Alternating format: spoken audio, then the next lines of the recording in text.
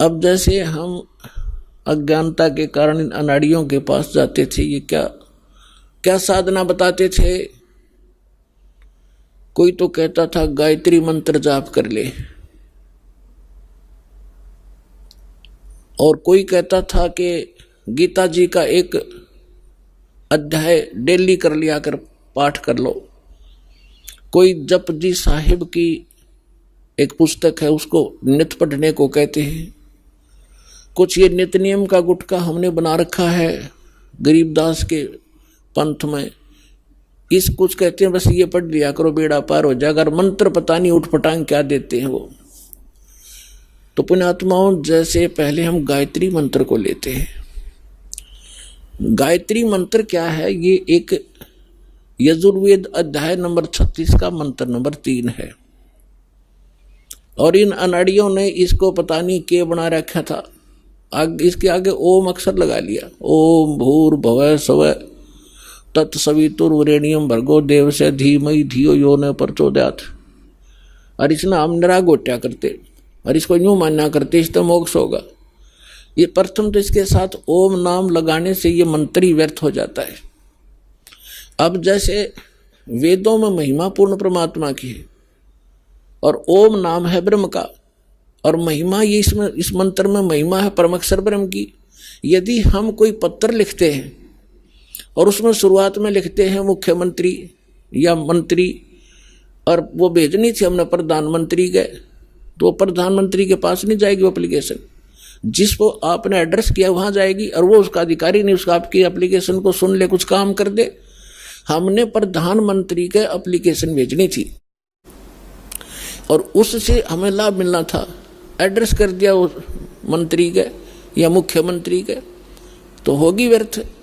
तो ये ओम नाम इसके साथ लगाकर इसका और काम बिगाड़ लिया इन्होंने। दूसरी बात रही, अगर यदि इस ओम नाम ना लगा के और भूर्भाव से शुरू करके इसका बार बार आवर्ती करते रहे, रिपीटेशन करते रहे, तो इससे लाभ क्या होगा? इसके अंदर लिखा है जैसे इलेक्ट्रिसिटी विद्युत, इस बिजली के गुण लिखे हो कहीं पे कि बिजली पंखा चलाती है, अंधेरे को उजाले में बदल देती है, और ये ट्यूबवेल से जल निकाल देती है, आटा पीस देती है, पंखा चलाती है। तो इसके गुण लिखे हैं ये। इसको चाहे श्लोक बना लो, इसकी चाहे कविता बना लो, चाहे इसका कोई भजन शब्द बनाकर ढोलक पीट कर गा लो, चाहे सारंगी ठागा हारमोनियम बांध कर गा लो, वो गुण चाहे वैसे बता लो कि बिजली पंखा चलाती है, बिजली अंधेरे को उजाले में बदल देती है, ट्यूबवेल से जल निकाल कर सिंचाई कर देती है, और बिजली आटा पीस देती है, पशुओं का चारा काट देती है। तो ये गुण तो उसके अंदर विद्यमान है। इसने एक बार पढ़ लो, चाहे इसने सारी उम्र बाँच लो, वो गुण उसमें विद्यमान है। पर वो प्राप्त कैसे होंगे आपको? वो गुण प्राप्त कैसे हो, वो मेथड कौन सा है, वो भिन्न है।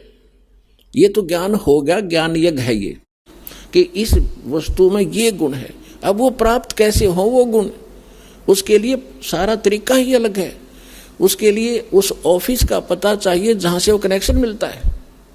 वहाँ फिर जाकर वो कहेंगे ये फार्म भरो, ये फॉर्मेलिटी लाओ, वो सारा पूरा करके एप्लीकेशन लगाओ, समय आने पर आपका कनेक्शन मिल जाएगा। तो जो गुण गाया करते थे आप उस बिजली के, अब आपको वो प्राप्त होने शुरू हो गए। फिर गाओ चाहे मत गाओ, वो गुण आपके शुरू हो गए।